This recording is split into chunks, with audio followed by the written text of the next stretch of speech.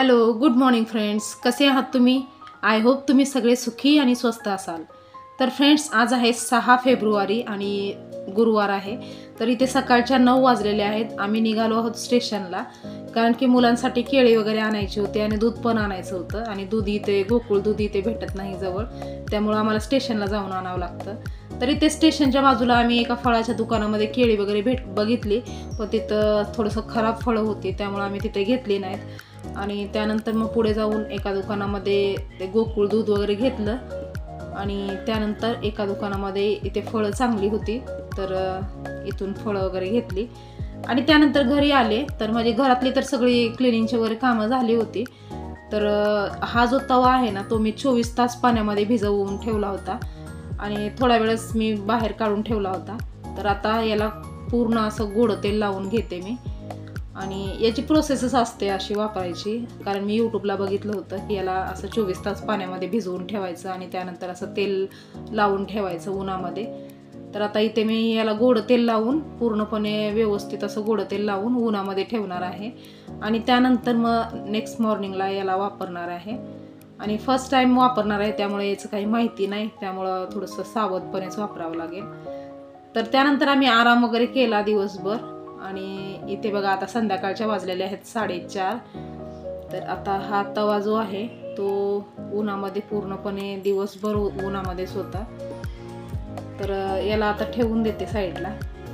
आणि त्यानंतर आता इथे बघा अनुष्काचा चालला होता अभ्यास आणि तिचं दिवसभर तेच चालू असतं, दिवसभर अभ्यास करत राहते. आणि आज साहेब सुट्टीवरती होते, कारण की त्यांना संडेला सुट्टी नव्हती, त्यामुळे त्यांनी आज सुट्टी घेतली होती आणि साहेबांची झोप चालू होती. तर इथे आता हे दुपारच्या जेवणाची भांडी वगैरे होती, थोडासा चहा वगैरे केलेला त्याची भांडी वगैरे होती. तर पूर्ण सगळा पसारा झाला होता किचनवरती.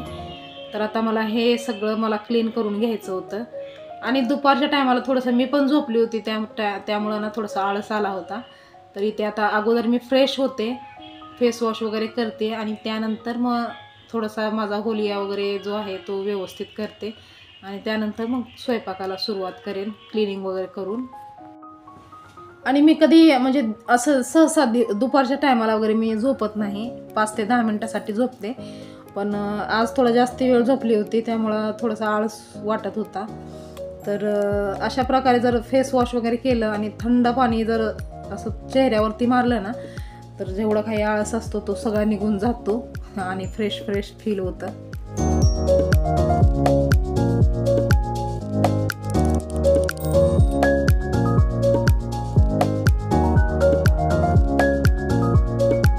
आणि ते फेस वॉश वगैरे झाल्याच्या नंतर मी थोडंसं चेहऱ्याला क्रीम लावली आणि त्यानंतर फ्रेश झाल्याच्या नंतर मी इथे किचनमध्ये डायरेक्टली आले आणि इथे आता कामाला सुरुवात केली. भरपूर कामाचा म्हणजे काम भरपूर बाकी होतं. तर हे जे तवा वगैरे भिजवायला हे वाडगं काढलं होतं, याच्यामध्ये फुल पाणी भरलं होतं आणि असंच मला पाणी फेकू वाटत नाही, तर त्याचा यूज म्हणजे हे झाडांना टाकून घेते हे पाणी मी. आणि त्यानंतर हा जो पसारा आहे तो सगळे भांडे वगैरे घासून घेते आणि स्वयंपाकाला सुरुवात करते. आणि तोपर्यंत इथे वैभव पण शाळेतून आला होता, तर त्याच्यासाठी थोडंसं डाळ भात वगैरे देते, म्हणजे जे काही दुपारचे जेवणाची टोपं वगैरे आहेत ते पण खाली होतील आणि त्यानंतर सगळी भांडी एकदम घासून घेता येतात. तर इथे ना अनुष्काने थोडासा शाबू पण भिजायला घातला होता, कारण की साहेबांनीच सांगितलं होतं तिला संध्याकाळच्या टायमाला शाबू करूया थोडासा म्हणून. तर तिने ते छोट्याशा टोपामध्ये शाबू भिजू घातला होता. आणि त्यानंतर हा जो तवा भिजवलेलं जे वाडगं होतं ना, ते फुल भरलेलं होतं पाण्याने, तर ते मी डायरेक्टली फेकून दिले नाही, तर त्याचा यूज केला किचन क्लीन करण्यासाठी. कारण की पाणी ना असंच डायरेक्टली फेकून द्यायचं हे थोडंसं बरोबर नाही वाटत, चुकीचं वाटतं. त्यामुळं मी त्या पाण्याचा उपयोग हे किचन पुसून घेण्यासाठी केला. आणि त्यानंतर इथे अगोदर एफ्रन घातलं, कारण की थोडासा नळ थोडासा जरी फास्ट केला ना भांडे धुताना तर पूर्ण कपडे भिजून जातात. त्यामुळे इथे भांडे घासताना मला एफ्रन घालणं हे गरजेचंच पडतं, कारण की ना आमच्या नळाचं ते पाणी आहे ना एकदम प्रेशरनी येतं, त्यामुळं इथं व्यवस्थित भांडे घासताच येत नाहीत. त्यामुळे इथं एफ्रन घातल्याशिवाय भांडे घासायचं म्हणलं तर पूर्ण भिजूनच जावं लागतं. आणि आज साहेब घरात होते, त्यामुळं स्वयंपाक थोडासा उशिराच सुरुवात करणार आहे मी, कारण की जेव्हा पण साहेब कामावर जातात तेव्हा ते कामावरून येण्याच्या अगोदर स्वयंपाक तयार झाला पाहिजे असा रूल आहे आमच्या घराचा. पण आज ते घरातच होते आणि जेव्हा पण ते घरात असतात ना तेव्हा थोडासा उशीर होतोच स्वयंपाकासाठी. तर आता इथे माझे जे घासलेले भांडे होते ते व्यवस्थित सुकले पण होते. त्यानंतर मी सगळे भांडे जे आहेत ते मांडणीला लावून घेतले आणि जेवढा काही पसारा होता सगळा काढला किचनवरचा. आणि हे भांड्याची म्हणजे भांडे घासून ठेवायची जी जाळी आहे ना ते घेतल्यापासून म्हणजे जास्ती किचनवरती भरपूर पसारा वगैरे होत नाही आणि भांडे जे आहेत ते लवकर सुकून होतात. कारण की त्या जाळीमध्ये ना पाणी म्हणजे किचनवरती पाणी न पडता ते पाणी डायरेक्ट वॉश बेसिनमध्ये जावं अशी पण व्यवस्था आहे. त्यामुळं किचन पण घाण होत नाही आणि भांडे पण लवकर सुकून निघतात.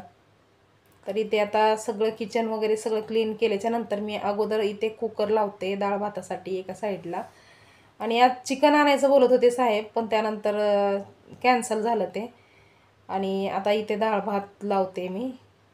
आणि त्यानंतर साहेबांनी सांगितलं होतं की त्यांना चहा पाहिजे तर त्यांना कोरा चहा लागतो. तर इथे मी अद्रक वगैरे टाकून त्यांच्यासाठी कोरा चहा केला. आणि चहा दिल्याच्या नंतर मग बाकीचा स्वयंपाक मी करून घेते.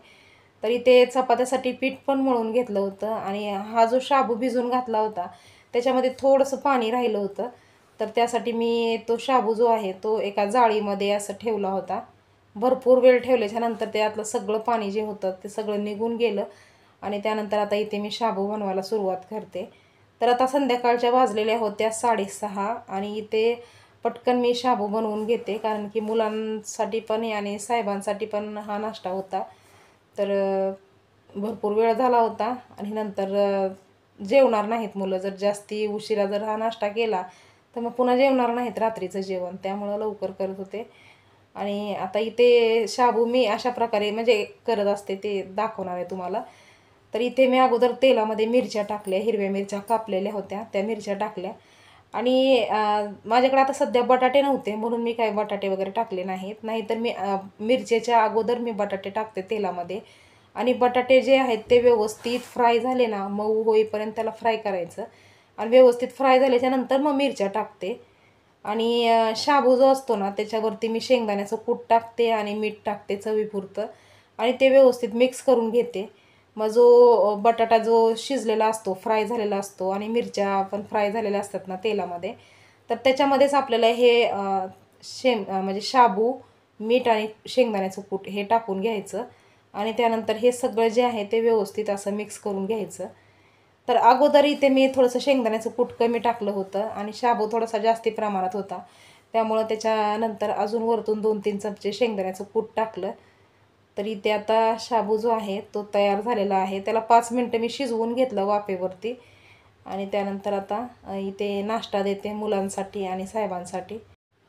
आणि आमच्या घरामध्ये ना शाबू म्हणजे नाश्त्यासाठी जर म्हणलं ना तर सगळ्यांना आवडतो. म्हणजे सगळेजण खातात. म्हणजे कोणी नाही असं म्हणत नाही शाबूला.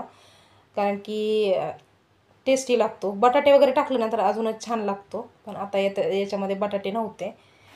आणि सगळेजण खाणार का म्हणजे सगळेजण खातील घरातला असा नाश्ता तो शाबू असतो आमच्या इथे.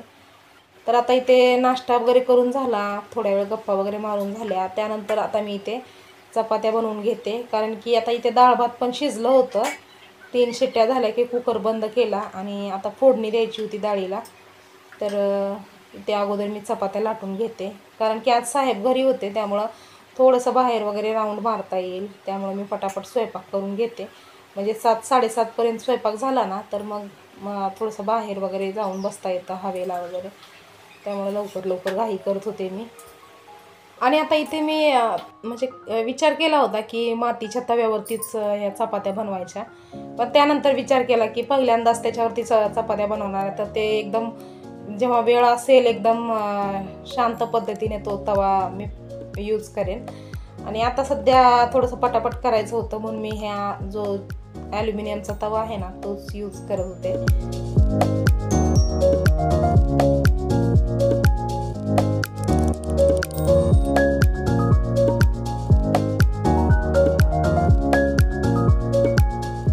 आणि इथे ना चपात्या लाटत लाटत म्हणजे दिमागामध्ये एक प्रश्न फिरत होता की आता भाजी काय बनवायची. तर म्हणजे आता सोयाबीन बनवायचं ठरवलं होतं पण सोयाबीन आम्हा दोघांना आवडतं, फक्त वैभवला आणि मला. बाकी साहेबांना आणि अनुष्काला सोयाबीन वगैरे आवडत नाही. हरभऱ्याची भाजी तर रोज खाऊन कंटाळा आला, म्हणजे त्यामुळे ती पण भाजी नको वाटली. मग आता काय बनवायचं तेच प्रश्न पडला होता. आणि साहेबांनी सांगितलं होतं दुपारी की संध्याकाळी चिकन आणूया, पण त्यानंतर साहेबांना झोप लागली बराच वेळ आणि रोज त्यांना लवकर कामाला जावं लागतं, त्यामुळं मी पण त्यांना उठवलं नाही आणि त्यामुळं मग काय भाजी वगैरे काही आणलीच नव्हती. तर आता काय बनवायचं हा प्रश्न पडला होता मला. तर नंतर साहेबांनी सांगितलं की असू दे, आता भाजी वगैरे कुठं बनवत बसते, थोडीशी भजी वगैरे बनव. तर मग त्यानंतर मग मी भजी बनवते, कारण की आता बेसन तर असतंच घरामध्ये, पण म्हणजे भजी बरेच दिवस झालं भजी बनवली नव्हती. थोडीशी आता भजी कमीच केली होती बनवायची, कारण अगोदर आम्ही सारखं भजी बनवत होतो, पण आता ह्या महिन्याभरामध्ये थोडंसं भजी कमी केली होती. तर आता साहेब तर बोलत होते, बापरे किती वर्ष झालं भजी नाही बनवली तू. म्हणजे वर्ष झालं, एवढा वेळ गेला नव्हता. म्हणजे जास्तीत जास्त 15 ते 20 दिवस झाले असतील भजी बनवली नव्हती घरामध्ये. तर आता ह्या चपात्या वगैरे झाल्या, त्यानंतर मग डाळीला फोडणी वगैरे देते आणि थोडीशी भजी वगैरे बनवून घेते. मग जेवण वगैरे झालं की मग बाहेर फिरायला जाता येतं. तर आता इथे चपात्या वगैरे बनवून झाल्या होत्या, तर पटकन हे डस्टर ठेवलं ना असं ह्याच्यावरती, तर किचन जास्ती घाण पण होत नाही. पोळपाटच्या खाली डस्टर ठेवलं ना किचन जास्ती घाण पण होत नाही आणि पटकन स्वच्छ पण होतं. आणि जे पोळपाट जो आहे ना तो म्हणजे घसरत पण नाही किचनवरती, त्यामुळे मी डस्टर ठेवते. तर आता इथे भजी बनवण्यासाठी मी एक मीडियम साईजचा बारीक चिरलेला कांदा घेतला. त्यानंतर 7 ते 8 मिरच्या घेतल्या होत्या, हिरव्या मिरच्या, त्या बारीक चिरल्या होत्या.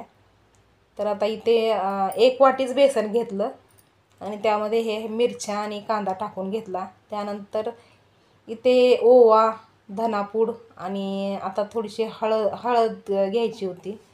तर एवढं साहित्य मी टाकते याच्यामध्ये आणि त्यानंतर चवीपुरतं मीठ वगैरे. तर इथे मी थोडीशी हळद टाकून घेतली. आणि भजी पण मी कशा प्रकारे बनवते हे तुमच्याशी शेअर करणार आहे. तर अगोदर थोडीशी हळद टाकली, म्हणजे साधारणतः पाव चमचा हळद टाकली. त्यानंतर ओवा टाकला आणि थोडंसं धना पावडर जर टाकलं ना तर अजून छान लागतात भजी. तसं तर ते जरुरी नाही, असेल तर टाकायचं, नसेल तर नाही टाकलं तरी चालतं. आणि त्यानंतर इथे मी जो खाण्याचा सोडा आहे ना तो एकदम चिमूटभर असा सोडा टाकला आणि आता याच्यामध्ये थोडं पाणी टाकून हे सगळं मिक्स करून घेते. जास्ती पाणी जर एकदम टाकलं ना तर मग जर जास्ती पाणी झालं बेसनामध्ये तर मग ते भजीमध्ये तेल जास्ती घुसतं.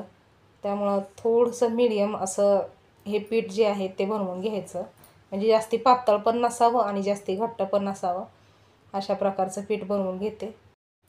आणि एक गोष्ट विसरली होती, याच्यामध्ये मी मीठ टाकलं नव्हतं आणि ते मेन महत्त्वाचं असतं. तर ते नंतर माझ्या लक्षात आलं, तरी इथे मी थोडंसं चवीपुरतं मीठ टाकून घेतलं याच्यामध्ये. आणि बस आता दुसरं काहीच टाकायचं नाही. कोथिंबीर वगैरे टाकली ना तर अजून छान लागतं, पण मी टाकली नाही याच्यामध्ये कोथिंबीर, कारण की कोथिंबीर थोडीशा कमी प्रमाणात होती आणि ती मला डाळीसाठी वगैरे लागणार होती, त्यामुळे मी कोथिंबीर वगैरे टाकली नाही.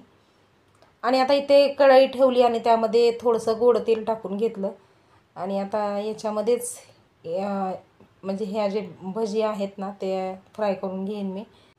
आणि फ्रेंड्स, आता उद्या 7 तारीख आहे, 7 फेब्रुवारी. तर उद्या माता रमाई जयंती आहे आणि त्याची आम्ही फार उत्सुकतेनं वाट बघत होतो, कारण की आम्ही जो महिला मंडळ आहे ना, आम्ही फर्स्ट टाईम एक मोठा कार्यक्रम साजरा करणार आहोत, म्हणजे रमाई जयंतीचा. तर त्यासाठी आम्ही सगळेजण उत्सुक होतो, म्हणजे काय करायचं काय नाही, कोण गाणं म्हणणार, कोण भाषण देणार, कोण म्हणजे काही आपले जी कला आहे, म्हणजे स्त्रियांच्या अंगात पण भरपूर कला असतात. कोण रांगोळी छान काढतं, कोण गायनमध्ये छान असतं, कोण चित्रकलेमध्ये छान असतं. तर अशा कार्यक्रमामध्ये ना प्रत्येकाच्या अंगामध्ये जे काही कला असते ते दिसून येत असते. तरी ते आता आम्हाला सांगितलं होतं की थोडं स्पीच द्या असं सांगितलं होतं, पण आता घरामध्ये आपल्याला स्पीच देता येते सगळ्यांना, पण एवढ्या सगळ्या लोकांमध्ये 2 शब्द बोलणं त्यासाठी भरपूर डेअरिंग लागते आणि ते होईल की नाही हे थोडंसं म्हणजे विचार करत होते मी. कारण की एक गृहिणी जी असते ना ती आपल्या घरामध्ये छान प्रकारे स्पीच देऊ शकते, आपली म्हणजे काही मनातल्या गोष्टी पटवून देऊ शकते सगळ्यांना आणि घरातल्या घरात आपण व्यवस्थित बोलू शकतो, पण कुठल्या कार्यक्रमामध्ये 4 माणसामध्ये उभं राहून बोलायचं म्हटलं तर त्यासाठी थोडंसं धाडस लागतं आणि ते होईल की नाही हे पण विचार येत होता मनामध्ये. तर फ्रेंड्स, आता उद्याचा ब्लॉग स्पेशल असणार आहे, तर रमाई जयंतीचा ब्लॉग असणार आहे, तर तो बघायला सुद्धा विसरू नका तुम्ही. आणि फ्रेंड्स, हा व्हिडिओ तुम्हाला कसा वाटला हे कमेंट करून सांगायला विसरू नका. व्हिडिओ जर आवडला असेल तर एक लाईक नक्की करा आणि चॅनलवर जर नवीन असाल तर चॅनलला सबस्क्राईब करायला विसरू नका. तर पुन्हा लवकरच भेटूया आपण नवीन एका छानशा ब्लॉगमध्ये. तोपर्यंत स्वस्त रहा आणि मस्त रहा. बाय.